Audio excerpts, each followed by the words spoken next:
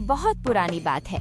राजस्थान की धूल भरी मिट्टी में, जहाँ ऊपर सूरज की किरणें सोनार जैसी चमकती हैं, एक छोटा सा सुंदर गांव था, सूर्यपुर, जहाँ के लोग सीधे साधे थे, मेहनत करने वाले थे और एक दूसरे के दुख में साथ देने वाले थे। इस गांव में रहता था एक प्यारा सा बच्चा, छोटू। 8 साल का छोटू बहुत ही दिल का सच्चा था। उसका सबसे पक्का दोस्त था उसका छोटा सा ऊंट मोटू। पर उस दिन दादी माँ के चेहरे पर फिक्र के बादल थे। गांव में खाना और पानी दोनों कम पड़ रहे थे और इस सब की वजह थी गांव का लालची सेठ जी। छोटू मोटू के साथ बाजार पहुंचा। रंगीन दुकानें, खुशबूदार मसाले और दुनिया भर का शोर।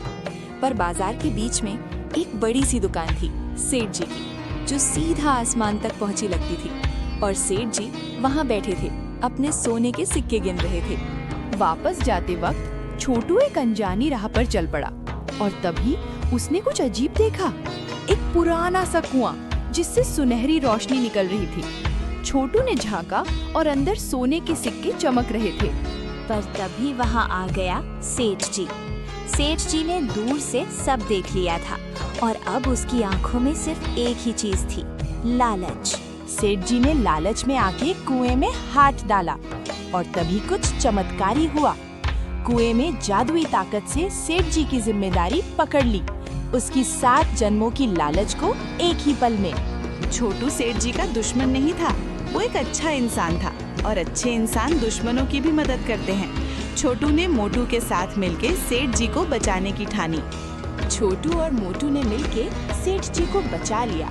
वो जादुई कुआं जैसे गायब हो गया और सेठ जी वहां बैठे रहे। इन आंखों में पहली बार शर्म के आंसू थे।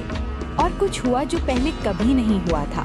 सेठ जी ने अपनी दुकान खोली और गांव वालों को मुफ्त में अनाज बांटा। पहली बार उसके चेहरे पर सच्ची खुशी थी, सिक्के की चमक से नहीं बल्कि दिलों की वार्मथ से। वो रात दादी माँ ने छोटू को एक बात सिखाई जो वो कभी नहीं भूला। और उस दिन से सूर्यपुर गांव में खुशी थी, पानी था, खाना था और सबसे ज्यादा था प्यार और नेक दिली। क्योंकि हमेशा याद रखो बच्चों, लालच बुरी बला है और एक अच्छी सीख दुनिया की सारी दौलत से बड़ी होती है।